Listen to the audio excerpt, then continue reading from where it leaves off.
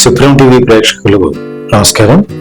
శేఖర మంత్రి ప్రభాకర్ గారు స్వయంగా కథా రచయితగా ఉండి నవలలు రాసి కథలను సమీక్షించి ఎన్నో సాహితీ కార్యక్రమాలను తెలుగు 2 రాష్ట్రాల్లోనూ నిర్వహించి చాలా గొప్ప ఖ్యాతిని పొంది సాహితీ లోకంలో అచంచలమైన సేవ చేస్తున్న శేఖర మంత్రి ప్రభాకర్ గారిని సుప్రీం టీవీ ప్రేక్షకులకు పరిచయం చేయడం కోసం ఒక ప్రయత్నం చేస్తూ వారిని మన సుప్రీం టీవీ స్టూడియోకి ఆహ్వానించాం. నమస్కారం శేఖర్. సాధారణంగా కథ విషయానికి వస్తే కథ కంచికి అనేది ఒకప్పుడు మాట, కానీ కథ మన మధ్యలోనే ఉంటుంది అనేది మీలాంటి రచయితలు చెబుతున్న కొత్త భాష్యం. ఎప్పటి వరకు మీరు ఎన్ని కథలు రాశారు? కథ అంటే కథ అన్నది కథ అనే ధాతు నుండి వచ్చినది. కథ అన్నది ఒక విషయాన్ని విపులీకరించి చెప్పే విషయం. ఆ కథ అన్నది గురజాల వారి దిద్దుబాటుతో ఆధునిక కథానిక ప్రపంచానికి ఆది అయింది. ఆ దిద్దుబాటులో ఉన్న విషయాలన్నీ కూడా ప్రతి కథకుడు ఆలోచిస్తే కథ ఎలా రాయాలో ప్రతి ఒక్కరికి తెలుస్తుంది. నేను కథలు కొన్ని రాసిన ఆ కథలు లోకంలో ఎంతో మందిని చైతన్యపరిచాయి. ముఖ్యంగా రేడియో ప్రేక్షకులకి ఇతర ప్రేక్షకులు కూడా నా కథ చదివి నా దగ్గరికి వచ్చి వారి సమస్యలు చెప్పుకొని వారి సామాజిక సమస్యలను తీర్చే అవకాశం కూడా ఈ కథల వల్ల నాకు కల్పించారు. అందుకని నేను ఈ కథానికకు, తెలుగు సాహిత్యానికి, తెలుగు కథకు వందనాలు సమర్పించుకుంటున్నాను. కథకి కథానికకి ఆ ఉన్న చిన్న పొర లాంటి వ్యత్యాసం ఉంది, అది మన సుప్రీం టీవీ ప్రేక్షకులు వివరించండి. తప్పకుండా అండి. కథ అంటే ఒక విషయాన్ని విపులంగా చెప్పడానికి, అంటే కథ నిడివి ఎంతైనా ఉండొచ్చు. కథ నిడివి ఇంకా ఎక్కువైతే నవలిక అవుతుంది, నవల అవ్వదు. అదే కథానిక అంటే ఒక విషయాన్ని ఒక పాఠకుడికి సూటిగా అద్దుకునే విధంగా చెప్పి ఆ కథలోని విషయాన్ని పాఠకుడికి చేరే విధంగా సంఘటనలను కల్పించి మంచి అంటే అనుభూతి కలిగించే విధంగా రాసిందే కథానిక. కథకు కథానికకి తేడా చాలా ఉంది, వ్యత్యాసం ఉంది. కథానిక అంటే చిన్న కథ, కథ అంటే పెద్ద కథ. ఈ విధంగా ఈ రెండోటి కూడా చాలా మంది పొరపాటు పడుతుంటారు. కథకి కథానికకి. కథానిక అన్నది మీరు చూస్తే గురజాడ వారి దిద్దుబాటు మీరు తీసుకుంటే అది కథానిక కింద వస్తుంది. అలాగే మన పాలభూమి వారి గాలివాన చూస్తే అది కథ కిందకు వస్తుంది. కథ కథానిక ఈ నేపథ్యం మనం వింటున్నాము, చదువుతున్నాము, చాలా విషయాలు మనం కథల రూపంలో మనం తెలుసుకుంటున్నాం. అయితే ఈ కథ నిడివి ఎంత ఉండాలి విషయంలో చాలా మందికి చాలా సందేహాలు కూడా ఉన్నాయి సార్. ఎన్ని పేజీలు రాస్తే కథగా నేను చెప్పుకోవాలి, ఎన్ని పేజీలు రాస్తే కథానికగా చెప్పుకోవాలి, నవల అనేసరికి ఎన్ని వారాల పాటు లేదా ఎన్ని ఎపిసోడ్ల పాటు చేస్తే అది సీరియల్ గా ఉండి తర్వాత దాన్ని నవలగా నేను ముద్రించుకునే అవకాశం ఉంటుంది. ఈ నేపథ్యంలో చాలా మందికి కొన్ని అనుమానాలు ఉన్నాయి. ఒక ప్రముఖ సీనియర్ రచయితగా మీ పార్శ్వాలు చాలా ఉన్నాయి. కథ రచనకు సంబంధించి వీటికి సంబంధించిన వారికి ఒక క్లారిటీ ఇస్తే బాగుంటుందేమోనని.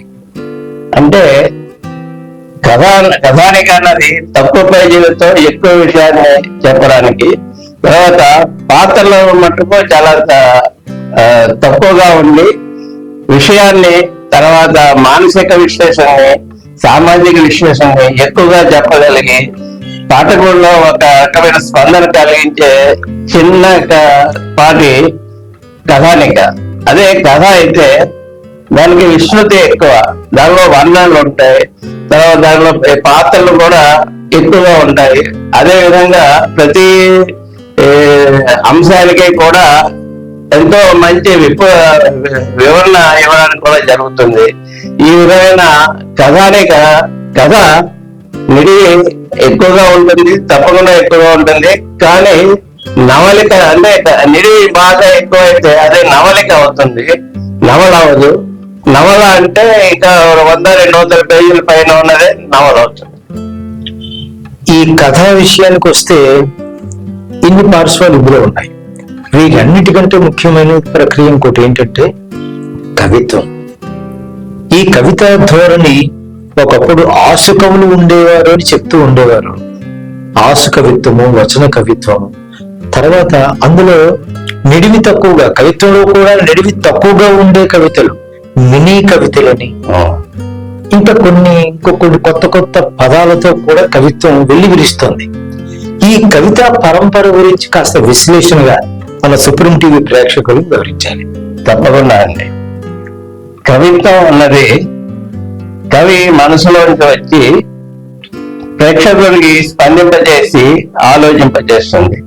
ఒక ఘట్టాన్ని గాని, ఒక విషయాన్ని గాని, ఒక సీనరీని గాని ఏం చూసినా స్పందించి రాసేవాడు కవి.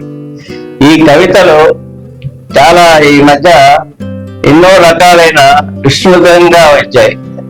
పాఠకుడు తన మనసులోని భావాన్ని వెంటనే చెప్పగలిగే, మనసులో ఉండే ఆవేశాన్ని తట్టగలిగే విధంగా చిన్న చిన్న కవితలు కూడా వచ్చాయి. ముఖ్యంగా కవితలు పద్య కవిత, వచన కవిత, తర్వాత మినీ కవిత, నానీలు, హైకూలు, సంధీయులు, రెక్కలు, ఈ విధంగా రకరకాలైన నిడివితో ఈ యొక్క కవితా ప్రక్రియలు సాగుతున్నాయి. ముఖ్యంగా నేను చాలా మట్టుకు వచన కవితలు, నానీలు, హైకూలు కూడా రాశాను. ఈ హైకు అన్నది ఒక జపనీస్ ప్రక్రియ నుంచి వచ్చినది. అంటే 3 లైన్లే ఉంటాయి, అక్షరాలు 5-7-5 ఉంటది. అంటే 22 అక్షరాలు పూర్తిగా దాన్ని మనం విశ్లేషించగలగాలి. ఆ హైకూలకు సంబంధించి ఏదైనా కొంచెం మన సుప్రీం టీవీ ప్రేక్షకులకు ఉదాహరణగా తెచ్చుకొని చెప్పండి. ఇప్పుడు ఒకటి చెప్తున్నాను, నేను రాసిందే. లోతుల్లోకి చుగుల నుండి జారుతున్న చుక్కలు. అంటే వర్షం పడుతుంది, ఆ చుక్కలు ఎటు వెళ్తారో తెలియదు, అది భూమిలోకి ఇంకి మళ్ళా మనకి నీరుగా వస్తుందని చెప్పి కవి భావన. అలాగే ఆకాశంలో అడవిళ్ళు రంగుల స్వప్నంల ఆలోచన జడివాన. మన ఆలోచన జడివానలో రంగుల స్వప్నంలో ఒక కవిత ఉద్భవిస్తుంది, దాన్నే అడవిళ్ళు అంటారు అన్నమాట. అలాగే ఇదొక అద్భుతమైన ఇది. మెరుపతిగా మెరిసి మాయమైంది, ఆమె వెళ్ళింది. ప్రేసి వెళ్ళగానే ఓ మెరుపుగా మెరిసి మాయమైంది అంటారు. వెన్నెల దీపం ఆర్పేరు ఎవరో అమావాస్య. అంటే ఇలా చిన్న చిన్న పదాలు, అద్భుతమైన పదాల్లో భావ వ్యక్తీకరణ. అదే అంటే అల్పాక్షరాల్లో అనల్పాద రచన అంటారు. అలాగే ప్రతికూలాలను ఛేదించే మొత్తమైన విశ్వాసం ఏంటి? విత్తు. అంటే విత్తు మొట్టవడానికి ఎన్నో ప్రతికూలాలని ఛేదించి పైకి వస్తుంది అన్నమాట. అలాగే తూర్పున వచ్చే చుట్టం కాంతి మోటలతో జీవ చైతన్యం. తూర్పున వచ్చే చుట్టం అంటే ఎవరు? సూర్యుడు. సూర్యుడు కాంతి అనే మోటల్ మనకు తీసుకొస్తే మనలో జీవ చైతన్యం వస్తుంది, మొక్కలు బ్రతుకుతాయి, మనం బ్రతుకుతాం.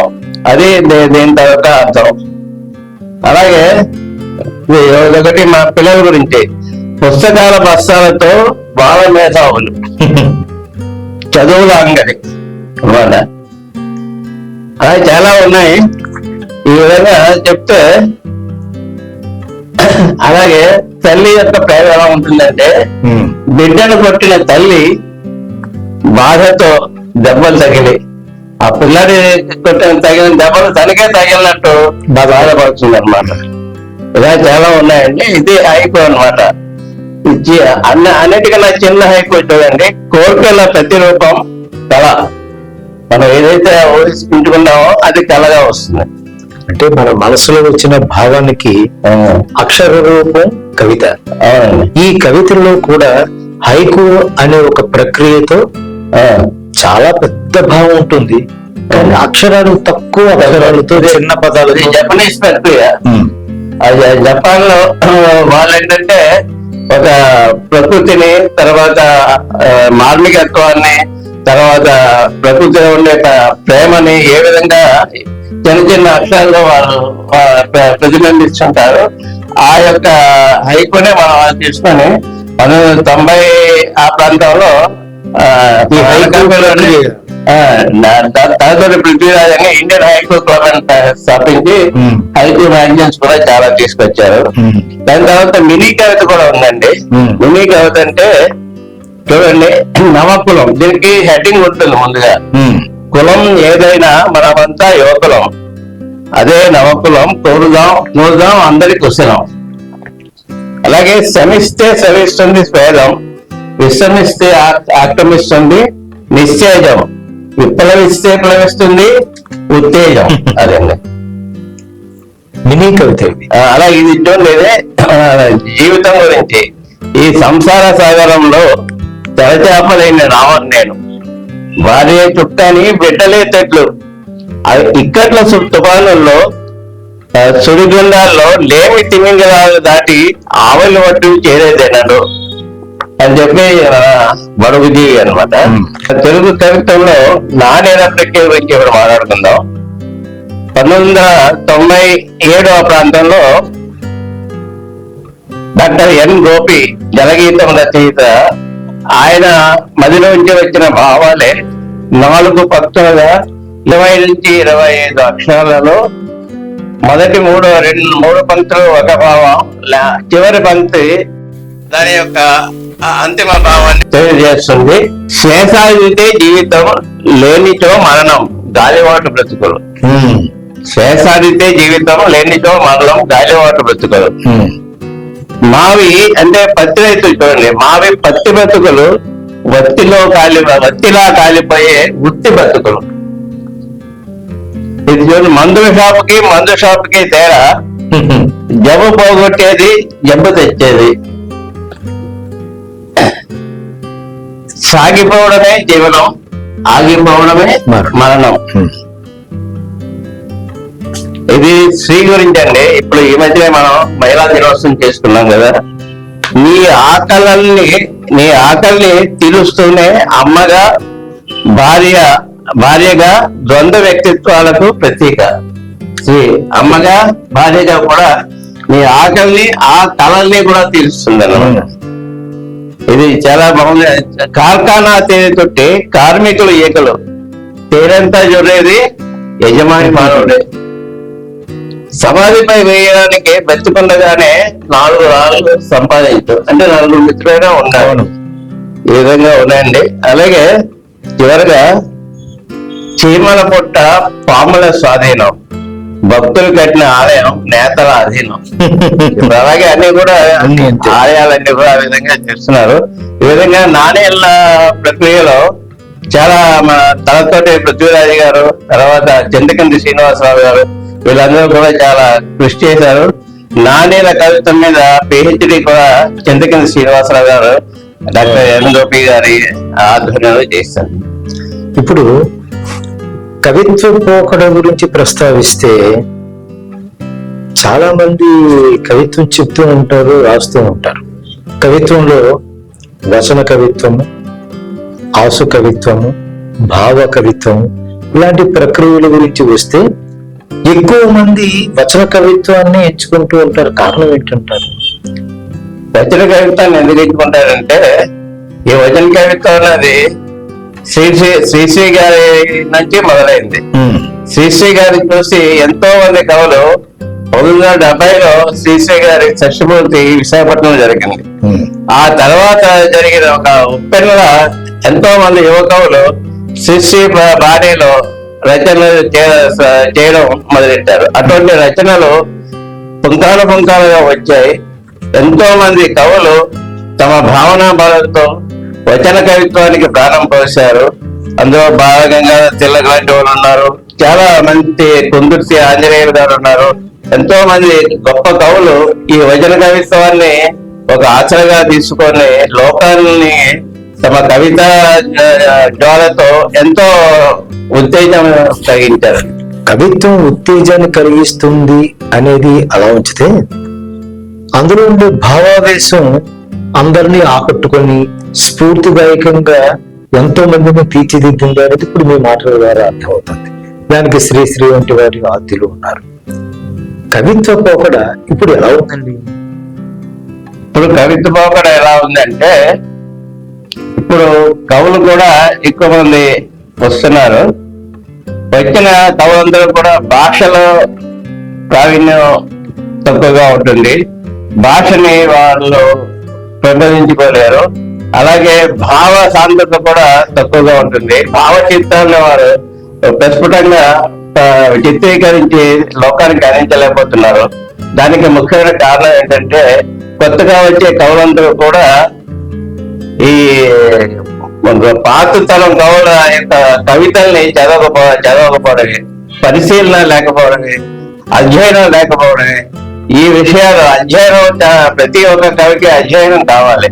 తను రాసిన కవిత 2 సార్లు 3 సార్లు 4 సార్లు అయినా చదివించుకొని దాన్ని లోకానికి పంపిస్తే అప్పుడు మంచి కవితగా వస్తుంది. ముందుగా కవి తన కవితను తానే ఆమోదించుకొని లోకం ఆమోదించబడేటట్టు చెయ్యాలి. దానికోసం చాలా కృషి అవసరం, పరిశీలన అవసరం. గొప్ప గొప్ప మహానుభావుల కవితలన్నీ చదవడం అవసరం. కవితా ప్రక్రియ యొక్క రీతులను కూడా తెలుసుకోవడం అవసరం.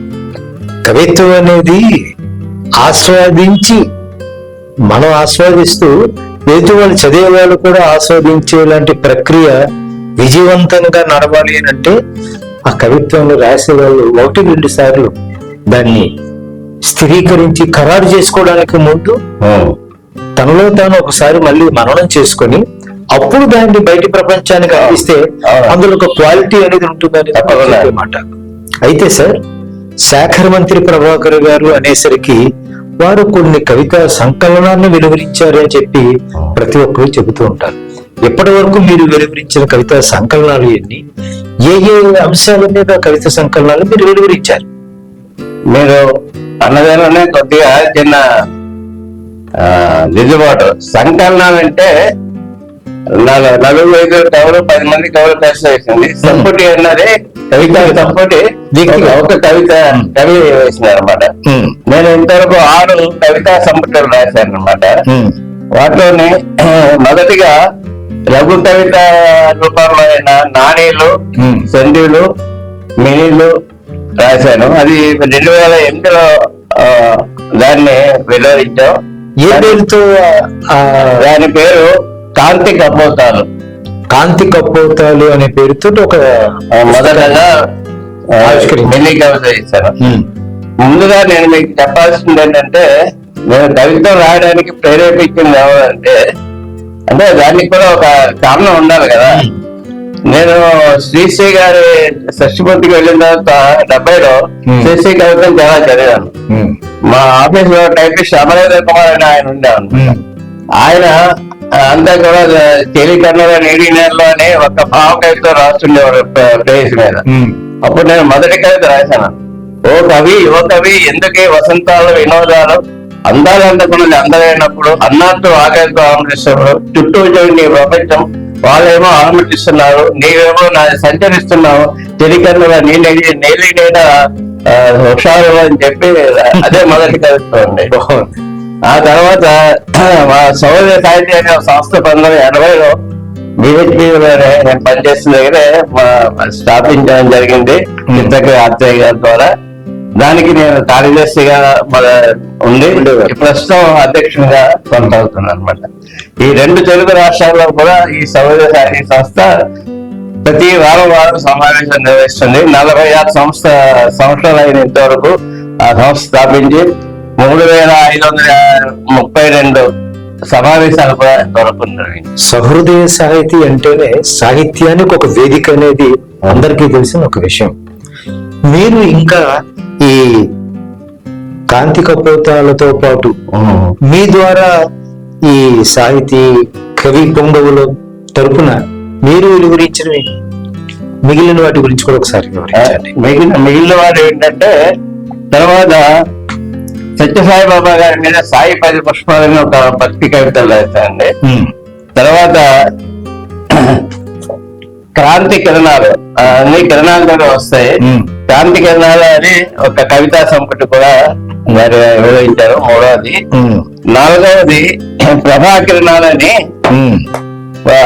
కోవిడ్ టైంలో పుణెలో ఉన్నప్పుడు రోజుకి ఒక కిరణం చొప్పున ప్రభాకరణాలని రాశాను. 116 రాసిన తర్వాత రాయిద్దామంటే ప్రభాకరుడు శాసకుడు కాబట్టి మీరు 1000 కిరణాలు రాయాలన్నారు. అలాగే మొదటి 500 కిరణాలు ఒక పుస్తకంగా ప్రభా కిరణాలను తీసుకొచ్చాం. ఆ తర్వాత 500 నుంచి 1000 వరకు వచ్చింది కిరణ కిమ్మీరం అని. అది కూడా కిరణ అంటే కిరణాలని తెలుసు, ప్రతి ఒక్కరికి అర్థమైపోతుంది. కిమ్మీరం అంటే కిమ్మీరం అంటే ఒక ఆకాశంలో ఒక రంగుల హరివిళ్ళకు ముందు ఒక మేఘాలన్నీ కూడా ఒక రంగురంగులుగా ఒక కూడికగా ఉంటాయి అన్నమాట. ఆ రంగుల కూడికతో ఉన్న మేఘాలనే కిమ్మీరం ఉంటారు. ఈ పేరులో శేఖర మంత్రి ప్రభాకర్ గారు. ప్రభ ఒక వెలుగు, అందులో కూడా కిరణాలు, ప్రభాకరుని కిరణాలు, సూర్యదేవుని కిరణాల లాంటి ఆ తేజస్సు మీ ప్రతి కవితలోనూ కూడా ప్రస్ఫుటమవుతూ ఉంటుంది. ఇప్పుడున్న పరిస్థితుల్లో రాసేవారు తగ్గిపోయారు, రాసిన వాటిని ప్రచురించే అవకాశాలు ముఖ్యమైపోయాయి, ఎక్కడ అసలు అచ్చు జరగడం లేదు, ఇంకా రాసేవారు ఇంకా ఎక్కడ ఉంటారు అని ఈ సాహిత్యము, కవిత్వము వీటికి సంబంధించి కొంతమంది విమర్శనాత్మకంగా మాట్లాడుతూ ఉంటారు. ఇది నిజం ఎంతండి? అంటే ఇప్పుడు అక్షరాలు వచ్చిన ప్రతి ఒక్కరు కూడా రాయడానికి ప్రయత్నిస్తారు. ఏదో చిన్న భాష వచ్చిన వాళ్ళు చిన్న భావాన్ని పొందికగా చేసి లోకానికి అందించడానికి ప్రయత్నించే వాళ్ళు కూడా చాలా మంది ఉన్నారు. వీళ్ళందరూ కూడా చాలా మంది కవులు ఉన్నారు, కానీ కవితా సంప్రదించడానికి ఏ సంస్థలు కూడా ముందుకు రావు. అదే కథా సంపుటి అంటే, కథానికంటే పబ్లిషర్స్ అందరూ ముందుకు వస్తారు. కవితలు అంతగా తేలవు కాబట్టి అవదు. కాబట్టి కవులే తమ కవితల్ని ప్రచురించుకొని వాటిని ఆవిష్కరణ చేసుకొని లోకానికి వాళ్ళ మిత్రులకి అందరికీ కూడా లైబ్రరీస్ కి అది పంచిపెట్టేసి పరిచయం చేస్తుంటారు. కానీ వీటికి మార్కెటింగ్ అనేది కూడా చాలా తక్కువ. ఒక్క కథానికి నవలకు ఒక పబ్లిషర్స్ చాలా మంది వస్తుంటారు. అయితే సార్, కవిత్వం చెప్పడం అనేది అంత సులువైన విషయం కాదు. ఎందుకంటే అది మర్మయుగ్మంగా అనిపించే ఆ భావాన్ని కొన్ని పొందికైన అక్షరాలతో కూర్చి, ఏర్చి, సమకూర్చి వ్యక్తీకరించే ఒక ప్రక్రియ. అది ఎవరికో కానీ వంట పట్టదు. చాలా మంది ప్రయత్నం చేస్తూ ఉంటారు. అయితే చాలా మంది ఏం చేస్తూ ఉంటారంటే, పెన్ను పట్టుకున్న ప్రతి ఒక్కరు కూడా మనసులో మిగిలే ప్రతిభావాన్ని రాస్తూ ఉంటారు, దాన్ని కవిత్వం అని చెప్తూ ఉంటారు. రాస్తూ ఉన్నది ప్రతి ఒక్కటి కవిత్వం కాదు కదా. కవికి లక్షణాలు కొన్ని ఉంటాయి. ఒక మంచి కవిగా రాణించాలి అంటే ఆ కవికి ఉండాల్సిన కనీస అర్హత లక్షణాలు ఏమి ఉండాలనేది మీ అభిప్రాయం సార్? ఒకటండి, కవిత్వ నిర్మాణ పద్ధతులు ముందుగా తీయాలండి. కవికి శిల్పం కావాలి, శిల్పంతో పాటు భావచిత్రాలు రావాలి, దాంతో పాటు ఒక నిర్దిష్టమైన ఒక ఇజం ఉండాలి. నేను ఫలానా ఇజానికి కట్టుబడి రాస్తాను, నేను శాస్త్రీయానికి కట్టుబడి రాస్తాను, లేకపోతే భావ కవితకి కట్టుబడి రాస్తాను అని ఒక ఇది ఉండాలి. అంతేకాకుండా తను రాసింది తనే చూసి మర్చిపోకుండా విఘ్నులైన వారికి, తన సీనియర్స్ కి ఆ కవితలు చూపించి అందులో దిద్దుబాటు ఉంటే తప్పకుండా వాటిని సరి చేసుకోవాలి. కానీ ఇవాళ రేపు ప్రతి వాళ్ళు రాసేస్తున్నారు, రాసినవి వెంటనే అచ్చు వేసేసుకున్నారు. కానీ తర్వాత అచ్చు వేసిన దానికి ముందు దానిలో ఉండే లోటుపాట్లు వాడు సరి చూసుకోవటం లేదు, సరిదిద్దుకోవటం లేదు, ఇంకొకరు చూపించటం లేదు. ఈ విధంగా ప్రతి ఒక్కరు కూడా ఒక రకమైన ఆత్మవిశ్వాసం అన్నమాట, నేను బాగా రాస్తాను అని. ఆ విధంగా కూడా చాలా కవితా సంపత్తులు వస్తున్నాయి, కవిత్వం రాస్తున్నారు. కవిత్వానికి ప్రాణం ఏంటంటే లయ. శ్రీ కవిత్వంలో లయ ఉంటుంది, ఆంధ్ర కవిత్వంలో అత్యప్రసం ఉంటాయి, అలాగే పట్టాభి కవిత్వంలో 2 లైన్లైనా కూడా పనులు ఉంటాయి, విషయం ఉంటుంది.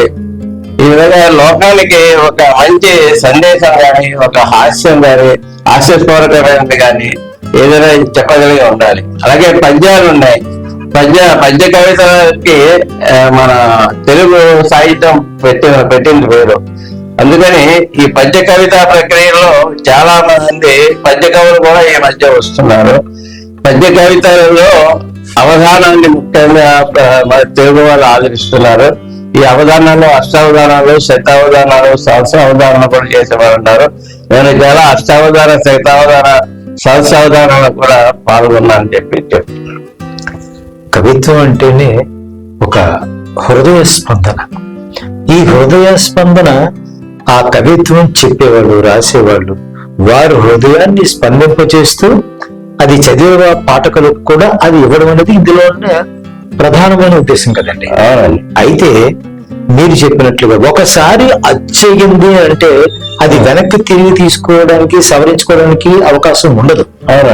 మీరు చెప్పినట్టుగా ఒక కవిత్వం రాసిన తర్వాత అచ్చు ముద్రణ ప్రయత్నానికి వెళ్ళడానికి ముందు దాన్ని ఎవరైనా ప్రముఖులు ఆ రంగంలోని వారికి ఇచ్చి అవసరమైన మార్పులు చేర్పులు చేస్తే దానికి ఒక శాశ్వతత్వం వస్తుంది అనేది ఇలాంటి పెద్దలు నేను అట్లా కవితలో అర్హత నా కవిత్వానికి ఎలా వస్తుందో చెప్తానండి.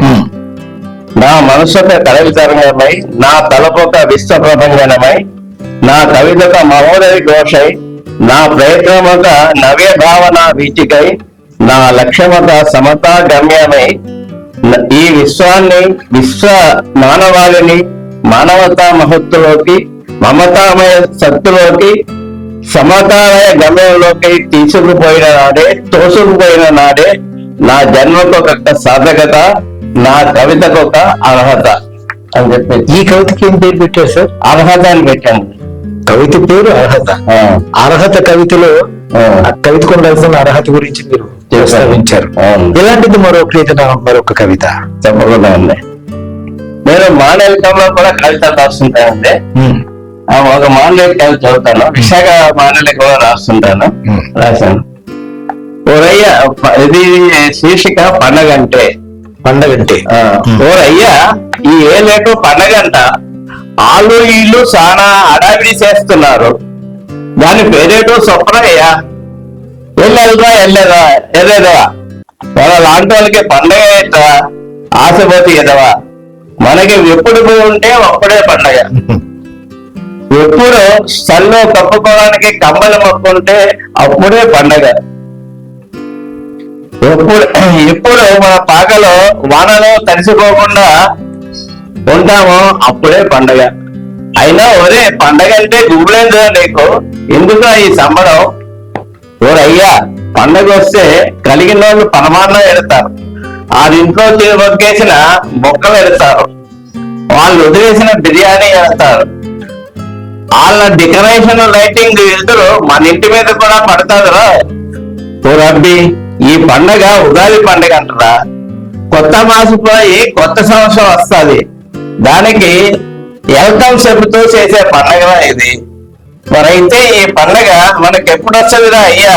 అయితే ఇనుకోరా చిన్నోడా, మన లాంటోళ్ళ కష్టంతో పండిన ధాన్యం మన ఇంటికే తోడుకెళ్ళినాడు బుగడలు దొరుకుతుంది.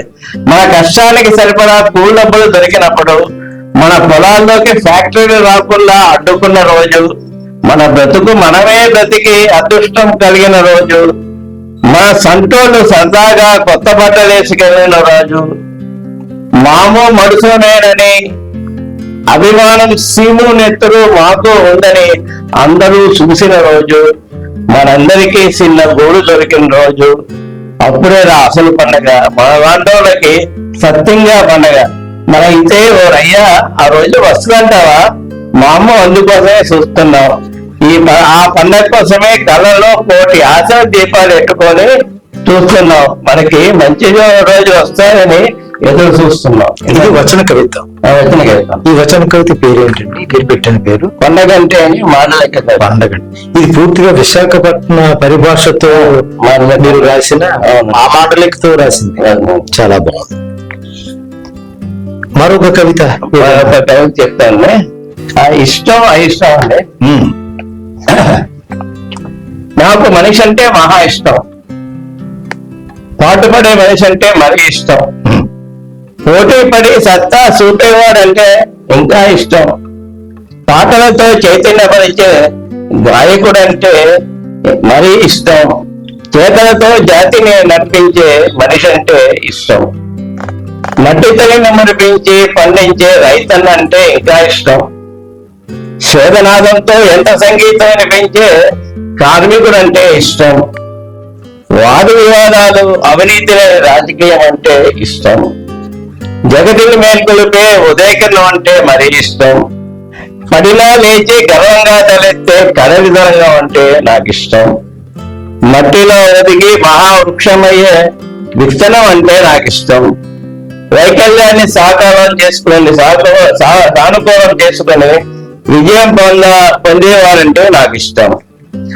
మంచిని బోధించి తాము ఆచరించే గురువులంటే ఇష్టం, వీణల మీద కూర్చే సుస్వర సుమధుర సంగీతం అంటే ఇష్టం, మా సంస్కృతి క్యాన్వాసుపై సుస్థిరంగా నిలిచే కళలంటే ఇష్టం, చైతన్య రథానికి ఇంధనమయ్యే కవిత్వం అంటే నాకు ఇష్టం, మనుషులలో రాక్షస భావాలంటే నాకు అసహ్యం, నిరాశ నిద్రించే సోమరులంటే నాకు ఇష్టం, జనాల్ని మోసగించే 5 ఏళ్ల వేషకాలంటే నాకు ఇష్టం, నేను నా కుటుంబం అంటూ గడిపే స్వార్థపరులంటే నాకు ఇష్టం, సీటుకో రేటు వసూలు చేసే కార్పొరేట్ విద్య అంటే నాకు ఇష్టం, లంచాల మంచాలపై కొలికే అవినీతి పరులంటే నాకు ఇష్టం, మూఢనమ్మకాలతో లోకాన్ని మోసం చేసే బాబాలంటే నాకు ఇష్టం, తోడుగా ఉండి వెనక గోతులు తవ్వే మిత్రులంటే నాకు ఇష్టం, సమాజంలో వేళ్ళునుకున్న స్వార్థం అంటే నాకు ఇష్టం, సమాజమే జయంగా సాగే చైతన్య ప్రపంచం అంటే ఇష్టం, మంచిని పెంచి వంచన త్రించే మహాత్ముల వరకు వందనాలు, నవభారత నిర్మాణంలో కూలీలై సమితం ప్రజ్వలితం. బాగుంది. వచన కవిత్వంలో మీరు చెప్పిన వివిధ పార్శ్వాలను మీరు స్పృశించారు. కుటుంబ నేపథ్యం విషయానికి వస్తే శేఖర మంత్రి ప్రభాకర్ గారి తల్లి కోసం, తండ్రి కోసం, వారి కుటుంబ అన్నదమ్ములు, అక్క చెల్లెళ్ళు, శేఖర మంత్రి ప్రభాకర్ గారి పిల్లలు, భార్య, వారి గురించి కూడా మన సుప్రీం టీవీ ప్రేక్షకులకు వివరించండి. తప్పకుండా అండి. మా నాన్నగారి పేరు శేఖర మంత్రి నరసింహమూర్తి గారు. ఆయన బీకామ్ మంత్రులు గారు అనేవారు. అప్పట్లో మొదటి బీకామ్ చేశారు. ఇక్కడ ఆన్లైన్ లేకపోయినా గుంటూరు వెళ్ళి చేశారు. ఆయన ఎల్ఐసిలో పనిచేసేవారు. నేను ఆ జీవితంలోనే ఆయన పరామర్శించారు. మా అమ్మగారి పేరు సుధావతి. నేను పుట్టింది తునిలో, తూర్పుగోదావరి జిల్లా. మా తాతగారి ఇంట్లో పుట్టాను. నాకు ఇద్దరు, అంటే నేను బిఎస్సి చదివి తర్వాత డిప్లొమా ఇన్ స్టాటిస్టిక్స్ చేసి బిహెచ్పిలో సైంటిఫిక్ అసిస్టెంట్ గా చేరి తర్వాత సైంటిఫిక్ ఆఫీసర్ గా చేసి బాబా ఆటోమేటిక్ సెంటర్లో రేడియేషన్ సేఫ్టీ ఆఫీసర్ కూడా పనిచేసి మేనేజర్ క్వాలిటీ కంట్రోల్ గా నేను రిటైర్ అయ్యాను. తర్వాత ఎల్ఎన్టీలో మేనేజర్ క్వాలిటీ కంట్రోల్ గా ఎల్ఎన్టీ, తర్వాత దామంటోడి అన్నింటిలో కూడా పనిచేశాను. మాది నాణ్యత నియంత్రణ భాగం. అందుకు నాకు నాణ్యత అంటే చాలా ఇష్టం. తర్వాత నా భార్య పేరు తరుణీలత. ఆవిడ గృహిణియే. నాకు 2 అబ్బాయిలు, 1 అమ్మాయి. ముగ్గురు పేరు నవకిరణ్ అరవిందములు, అంటే నవీన్, కిరణ్, అరవింద. ఈ ముగ్గురు కూడా నవీన్ అన్నతో అమెరికన్ బ్యాంక్ ఆఫ్ న్యూయార్క్ లో సీనియర్ వైస్ ప్రెసిడెంట్ గా చేస్తారు పూణేలో. రెండో అతను ఉదయ్ కిరణ్ అని అమెరికా కూడా వెళ్ళొచ్చారు. తను ఇక్కడ విశాఖపట్నంలో WNS అని దాంట్లో డైరెక్టర్ గా, సీనియర్ డైరెక్టర్ గా ఉంటున్నాడు. అమ్మాయి కూడా లాయర్, అల్లుడు కూడా డాక్టరేట్ చేసి సాఫ్ట్వేర్ ఇంజనీర్ గా ఉంటున్నాడు. బాగుందండి. మీ కుటుంబ నేపథ్యంలోనే మీ పిల్లలకు మీరు పెట్టిన పేర్లు పరిశీలిస్తేనే మీకు సాహిత్యం పట్ల ఉండే అనురక్తి ఏంటనేది తెలుస్తుంది. అయితే కవిత్వ పోకడలని అవలోకనం చేసుకోవడం ఒకటైతే, తాను కవిగా మారి ప్రపంచానికి తన కవిత్వంతో జాగృతం చేయడమా, ఆహ్లాదం పెంచడమా, మరొకటి చేయడమా, ఏదైనా సరే తను రాసే, తను అనుకునే, తను భావించే ఆ కవిత పోకడకు ఉన్న శక్తిని అందరికీ పంచే ప్రయత్నం ప్రతి ఒక్కరూ చెయ్యాలి. ఇలా చెయ్యాలి అనుకున్న ముందుకు వచ్చే వాళ్ళకి మీరు, నాకు తెలిసి సహృదయ సాహితీతో పాటు ఇంకా మరికొన్ని సాహితీ సంస్థలతో మీకు అవినాభావ సంబంధం ఉంది. ఏ సంస్థతో మీరు ఏ పదంలో ఉండి సాహితీ సేవ ఎలా చేస్తున్నారు? ముందుగా సహృదయ సాహితీ సంస్థ గురించి చెప్తాను. అది 1980లో స్థాపించబడింది. ఆ సహృదయ సాహితీ సంస్థలో ప్రతి ఒక్కరికి కూడా అవకాశం ఉంటుంది. అలాగే ఎంతో మంది కవులు, రచయితలు కూడా తయారయ్యారు. ఈ 40 సంవత్సరాలు అంటే 2 తెలుగు రాష్ట్రాల్లో వారం వారం సమావేశాలు జరిపే ఏకైక ఒకే ఒక సంస్థ సహృదయ సాహితీ విశాఖపట్నం సంస్థ. ఎందుకంటే మొదటి వారం కవితలు ఉంటాయి, కవి సమ్మేళనం.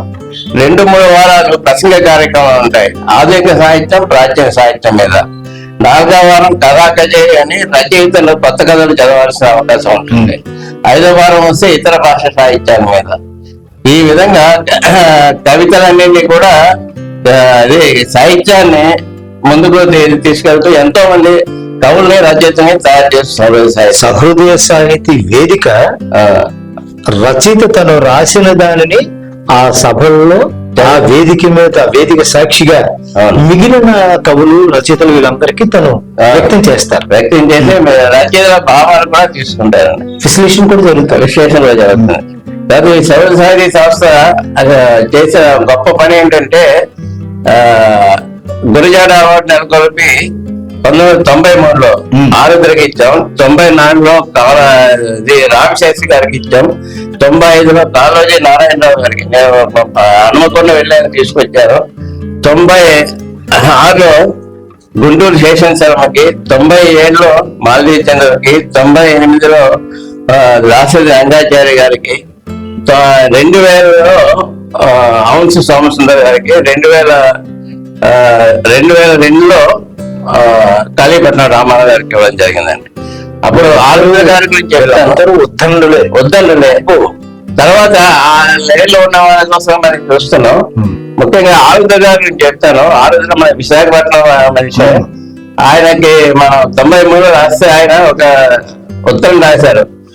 నేను పుట్టిన ఊళ్ళో నాకు గౌరవం ఇవ్వడం అనేది నేను ఒక పెద్ద నోబెల్ బహుమతితో పాటు అంత గొప్పదానిగా నేను చేస్తాను. ఎందుకంటే నా యొక్క జన్మస్థానంలో మీరు ఈ విధంగా నాకు సత్పించడం ఆనందం. అందుకే నేను రాసిన గురజాడ గురుపీఠానికే సాహిత్య అకాడమీ అవార్డు వచ్చింది. కాబట్టి నాకు ఇది చాలా ఆనందంగా ఉందని చెప్పి ఆయన వారం రోజులు స్వయంగా అనమాట. ఈ విధంగా అదొకటండి. తర్వాత ఇంకొక విషయం ఏంటంటే, కవితా ప్రదర్శన నిర్వహించి ప్రేక్షకులైన న్యాయ నిర్ణేతలుగా ఒక 100 కవితలు పెట్టి మొదటి 2-3 బహుమతులు కూడా ఇవ్వడం జరిగిందండి. అలాగే సాహితీ నవకథన మాదిరిగానే బుక్ ఎగ్జిబిషన్ లో కూడా 9 రోజులు 9 బ్రహ్మాండమైన కార్యక్రమాలు నిర్వహించడం, అలాగే దూరదర్శన వారికి పద్యాల తోరణం, కవి సమ్మేళనాలు నిర్వహించడం, అలాగే ఆల్ ఇండియా రేడియోలో కూడా చాలా కార్యక్రమంలో పాల్గొని ఈ విధంగా సహృదయ సాహితీ సంస్థ ఒక విలక్షణమైన సంస్థగా రూపుదిద్దుకుని ఎంతో మంది కవుల్ని, రచయితల్ని ప్రోత్సహిస్తూ వారి పుస్తకాలను కూడా ఆవిష్కరింపజేస్తున్నారు. ఇంకా ప్రస్థానం నడుస్తూనే ఉంది. తర్వాత అఖిల భారత సాహిత్య పరిషత్ అని, అది దాని హెడ్ క్వార్టర్ ఝాన్సీలో, ఇది గ్వాలియర్లో ఉంది. అప్పుడే ఝాన్సీకి వెళ్ళి అక్కడ అఖిల భారత సాహిత్య పరిషత్ కవి సమ్మేళనం కూడా వివిధ భాషల కవుల మధ్యలో పాల్గొన్నాం. ఆ సంస్థకి ఇక్కడ ఉపాధ్యక్షుడిగా నేను సేవ చేయడం కూడా జరుగుతుంది. అలాగే భారత వికాస్ పరిషత్ అని ఒక సేవా సంస్థ ఉంది. దానిలో అధ్యక్షునిగా గాజువాక మరియు విశాఖపట్నం శాఖలో పనిచేసి ఎన్నో సేవా కార్యక్రమాలు చేయడం జరుగుతుంది. పిల్లలకి జాతీయ బృందగాన పోటీలు అలా నిర్వహించడం, అంతేకాకుండా గిరిజనుల దగ్గరికి వెళ్ళి వాళ్ళకి కావాల్సిన వస్తువులు ప్రతి ఏడాది పండుగ ముందు వెళ్ళి వాళ్ళకి కావాల్సిన అదే బట్టలు, తర్వాత సామాన్లు, వండుకునే సామాన్లు, అన్ని రకాలైనవి కూడా సమీకరించి అక్కడ తీసుకెళ్లి పాడేరు దగ్గర, అలాగే పాజిపల్లి దగ్గర అంగన్వాడీలకేమో ఒక 200 ఇవి దివాచీలు ఇవ్వడం, ఇలాగా ఎన్నో సేవా కార్యక్రమాలు కూడా చేస్తుంటారు. అంతేకాకుండా ఆధ్యాత్మిక కార్యక్రమాలు కూడా నేను BHP దేవాలయ సమితి అని దానిలో కూడా సభ్యుడై ఎన్నో కార్యక్రమాలు చేసాం. రూపాయికి ఒక సినిమా వేసి ఆ సినిమా వచ్చిన డబ్బులతో దేవాలయానికి కట్టడానికి నిరూపించాం. అక్కడ BHP ఎదురుకుండా వెంకటేశ్వర స్వామి, అలాగే శ్రీనగర్ లో రామాలయం, శివాలయం, ఈ ఆలయాల నిర్వహణలో కూడా నేను పాల్పంచుకున్నాను. అలాగే ఎన్నో ఆధ్యాత్మిక ప్రసంగాలు కూడా చేశాను. లలితాపీఠంలో కానీ, మన జగన్నాథ స్వామి కోవిలో కానీ, కనకమహాలక్ష్మి కోవిలో కానీ ఎన్నో ఆధ్యాత్మిక ప్రసంగాలు కూడా చేయడం జరిగింది. ఒక సాహితీవేత్తగా, ముఖ్యంగా కవిగా మీ ప్రస్తావం అసలు ఎవరు అందుకోలేంతగా ముందుకు సాగుతుంది. చాలా మందికి స్ఫూర్తిదాయకంగా ఉన్నారు మీరు. అయితే రేపటి రోజున, రేపు రాబోయే రోజుల్లో ఈ కవితా పోకడ ఇంకా మెరుగుగా ఉండడానికి అచ్చువేసే మాధ్యమాలు ఆగిపోయి, కనుమరుగైపోయి, కరిగిపోయి, మృగ్యమైపోయి, ఆ ఉందా లేదా అనుకున్న ఆ పరిస్థితిలో ఉన్న ప్రస్తుత స్థితిలో సోషల్ మీడియా కూడా పెరిగింది. ఈ పెరిగిన సోషల్ మీడియాలో ఈ కవిత్వ పోకడల్ని ఎలా ఒక కవి తాను తన కవిత్వంతో జనరంజకంగా, పాఠకరంజకంగా మెప్పించడానికి ఈ మాధ్యమాలను ఏ విధంగా ఉపయోగించుకోవడానికి అవకాశం ఉందంటారు? మంచి ప్రశ్న అడిగారండి.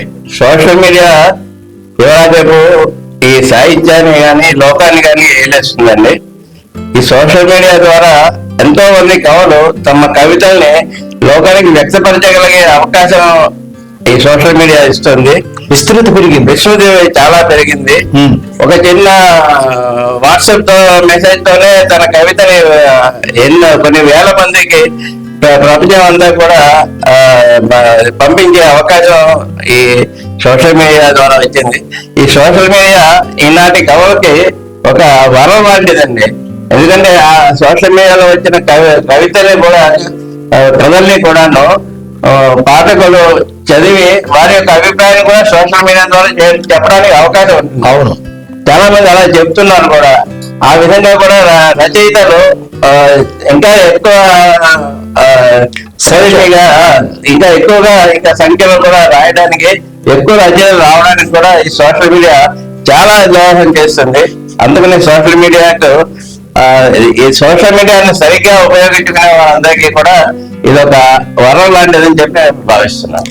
సోషల్ మీడియా పెరిగిపోతుంది, అన్నిటికీ ఆటంకంగా మారిపోతుంది, పుస్తకాలు కనుమరుగైపోతున్నాయి, అచ్చు కనుమరుగైపోతుంది అని కొంతమంది బాధను వ్యక్తం చేస్తున్న మీరు చెప్పినట్లుగా ఏదైతే ఈ సోషల్ మీడియా సిస్టమ్ విధానం ఉందో, ఇందులో శేఖర్ మంత్రి ప్రభాకర్ గారు చెప్పినట్లుగా ఈ వేదిక ద్వారా తమ రచనలను, తమ కవిత్వాన్ని, తమ భావ వ్యక్తీకరణకు ఒక ప్లాట్ఫామ్ గా, ఒక వేదికగా మలుచుకోవడమే కాకుండా వాటిని సోషల్ మీడియా మాధ్యమాల ద్వారా అందరికీ చేరవేసి వారి స్పందనను కూడా ఎప్పటికప్పుడు స్వయంగా తెలుసుకోవడానికి గొప్ప వేదికగా మారింది అనేది నిస్సందేహంగా మనం అందులో అంగీకరించవలసిన విషయం. అంతే కదా సార్? అంతే. ఎందుకంటే సోషల్ మీడియా అనే తప్పు పడడానికి వెళ్ళలేదు. ఒక అగ్గిపుల్ల అనుకోండి, దాంతో దీపం వెలిగిస్తే భగవంతుని పూజించవచ్చు. దాంతో ఒక బాంబు వెలిగించే, లేకపోతే ఒక ఇల్లు తగలబెడితే అది వినాశానికి దారి తీస్తుంది. ఇదేంటంటే మనిషి యొక్క ప్రవర్తన బట్టి ఇది ఆధారపడి ఉంటుంది. ఏదైనా జీవన శైలిని మార్గీకరించి ముందుకు నడిపించే విధానం ఏదైతే ఉందో అందులో ఎవరికి నచ్చిన విధానాన్ని వాళ్ళు అనుసరిస్తూ ఉంటారు. ఈ కవితా పోకడల విషయంలో కూడా ఎవరికి వారు వారికి నచ్చిన విధానాన్ని అందిపుచ్చుకొని వారు తమకు తాము నిరూపించుకునే అవకాశం ఉంది కాబట్టి దాన్ని వారు కూడా తప్పేం కాదు. వ్యక్తిగత విషయాలు కదా, నేను మా అమ్మాయి గురించి చెప్పాను కాబట్టి మిగతా వాళ్ళని చెప్పలేదు. చెప్పండి. మా పెద్ద అబ్బాయి పేరు నవీన్. తను కూడా చిన్నప్పటి నుంచి కవిత రాయడం బాగా అలవాటు. అతను ఇంగ్లీష్ లో రాసేవాడు. 7th క్లాస్ చదువుతున్నప్పుడు వాళ్ళ స్కూల్ బస్ మీద రాశాడు. అప్పుడు స్కూల్ బస్ ఇస్తే కండక్టర్ ఇస్ ట్రబుల్ ఇంజెక్టర్, ఈ never stop the stop though we raise voice to the top అని రాశాడు. అలాగే అప్పటి నుంచి ఎన్నో కవితలు రాశాడు. తను ఇప్పుడు సీనియర్ వైస్ ప్రెసిడెంట్ గా ఒక పెద్ద అమెరికన్ బ్యాంక్ ఉన్నారు. అలాగే తన భార్య పేరు సంతోషి రత్నకుమారి. తను కూడా ఫైనాన్స్ దీనిలోనే మేనేజర్ గా చేస్తుంది. ఎంపీఐ చదివి ఒక బాంబే పని చేస్తుంది. వాళ్ళ ఇద్దరికి అమ్మాయి ఉందండి. ఆ అమ్మాయి పేరు స్నిగ్ధ. వాళ్ళు పూణేలో ఉన్నా కూడా మా కోడల అమ్మాయికి అన్ని వేమన పద్యాలు, సుమతి శతకాలు, తర్వాత దేవుడి శ్లోకాలు అన్ని చెప్తుంది. సంప్రదాయ సాహిత్యం పట్ల అన్ని తను చెప్తుంది. అంటే తల్లి అనేది నిజమైన గురువు అండి. అవును. అలాగే తర్వాత ఇవి సంగీతం నేర్చుకుంటుంది. తర్వాత నృత్యం, గేమ్స్. తర్వాత ఇప్పుడు అక్కడ తెలుగు మీడియం లేదు కాబట్టి మా అబ్బాయి ఇప్పుడు తెలుగు రాయడం చదవడానికి కూడా ఆన్లైన్ క్లాసెస్ కూడా పెట్టి, అంటే ఆ యొక్క అభిలాష పేరెంట్స్ లో కలగాలండి తెలుగు నేర్చుకోవాలి. ఒక తండ్రిగా మీ దగ్గర నుంచి నేర్చుకున్న ఆ పరిజ్ఞానాన్ని, ఆ సాహితీ ఒరవడిని మీ అబ్బాయి గారు అందిపుచ్చుకున్నారు చిన్నతనంలోనే. పెరిగి పెద్దవాళ్ళు అయిన తర్వాత వాళ్ళ పిల్లలకు కూడా అయినా అదే చేస్తారు. అలాగే రెండో అబ్బాయి వీణా ప్రత్యూష, తను బీటెక్ చేసింది. తను అమెరికా, మా అబ్బాయి ఒక 6 ఏళ్ళు ఉన్నా కూడా తను ఎప్పుడూ ఉద్యోగం చేయలేదు. నేను ఇంట్లో ఉండి నేను ఇల్లు చక్కబెట్టి ఆయనకి కావాల్సిన అవసరాలు చూస్తాను అంతే తప్పించి ఇంకా ఉద్యోగం చేయడానికి వెళ్ళలేదు. తర్వాత మా అమ్మాయి అరవింద, తను లాయర్. అలాగే మా అల్లుడు కూడా డాక్టర్ లక్ష్మీనారాయణ అని ఆయన ఎంటెక్ పిహెచ్డి అనమాట. ఎంటెక్ కూడా బొంబాయిలో చేశాడు, పిహెచ్డి అక్కడ చేశాడు. తను ఇప్పుడు సాఫ్ట్వేర్ గా ఉన్నారు. వీళ్ళందరూ కూడా ఇద్దరు, మా అబ్బాయిలో రెండో అబ్బాయి అమ్మాయి కూడా ఇక్కడే ఉంటున్నారు. మా పెద్ద అబ్బాయి పూర్ణలో ఉంటున్నారు. బాగుందండి. కవిత్వం గురించి ఎంత మాట్లాడుకున్నా ఇంకా కొంత మిగిలే ఉంటుంది. ఎందుకంటే కవిత్వం ఒక హృదయ స్పందన, కవిత్వం ఒక భావ కదలిక, కవిత్వం మనస్సుకు ఎంతో ఉల్లాసాన్ని, ఆహ్లాదాన్ని పెంచే ఒక మంచి మాధ్యమం. కవిత్వం ఒక విస్ఫోటనం కూడా. మీరు చెప్పినట్లుగా దేనిని ఏ విధంగా మనం ఉపయోగించుకుంటే, ఏ గ్లాసులో నీళ్లు పోస్తే ఆ ద్రవం ఆ రూపం అలా సంతరించుకుంటున్నట్టుగా కవిత్వం విస్ఫోటనాన్ని ఇస్తుంది, కవిత్వం ఉద్రేకాన్ని రేపుతుంది, కవిత్వం ఆహ్లాదాన్ని కూడా పెంచుతుంది, సామాజిక చైతన్యాన్ని కూడా ఇస్తుంది. ఈ కవిత్వం పోకడ రేపనే రోజుని ఇంకా ఎలాంటి మార్పులు అందిపుచ్చుకునే అవకాశం ఉందంటారు? తప్పకుండా ఈ కవిత్వం అన్నది చనిపోదండి. ఇంకా రాను రాను ఎంతో మంది కవి వస్తున్నారు. ఆ భావ ప్రకటనలో ఎంతో ఉత్తేజమైన భావ ప్రకటన, ఉన్నతమైన భావ ప్రకటన చేసే కవులు చాలా మంది వస్తున్నారు. మీరు ఆంధ్రజ్యోతిలో కానీ మిగతా వాటిలో చూస్తే కవితలు చదవండి, బ్రహ్మాండమైన కవితలు వస్తున్నాయి. అలాగే ఈ పత్రికలు కూడా ఈ కవితలు చాలా ప్రోత్సహిస్తున్నాయి. కాబట్టి కవిత ఇంకా మున్ముందుకి పద్య కవిత కాకపోయినా వచన కవిత రూపంలో మటుకు ఎంతో ఉత్కృష్టమైన స్థాయికి వెళ్తుందని నాకు నమ్మకం ఉంది. ఈ తెలుగు కవిత అజరామరణ విరాజిల్తుందని నా యొక్క ఆకాంక్ష, భావన కూడా. కవిత్వంలో మంచి పేరు గుర్తింపు తెచ్చుకున్న కొంతమంది కవులను ఉదాహరణగా చెప్పండి. అదే తప్పకుండా అండి. ముఖ్యంగా నన్నయ్య, తిక్కన, ఎర్రన మనకి తెలిసిన వాళ్ళే అప్పటి వారు. తర్వాత సోమన, తర్వాత తెనాలి రామలింగ కవి, వీళ్ళందరూ కూడా అంటే వసు చరిత్ర, మను చరిత్ర ఇవన్నీ కూడా మనం ఇది వదిలేస్తాం. కానీ అవన్నీ కూడా మనకి చదవాల్సిన అవసరం ఎంతైనా ఉంది. ఎవరి దగ్గర వెళ్ళి చదివి నేర్చుకోవాల్సిన అవసరం కూడా ఉంది. ఎందుకంటే అందులో ఉండే సాంద్రత మనకి తెలియాలని, తెలిస్తే మన కవిగా రాయించగలుగుతాం.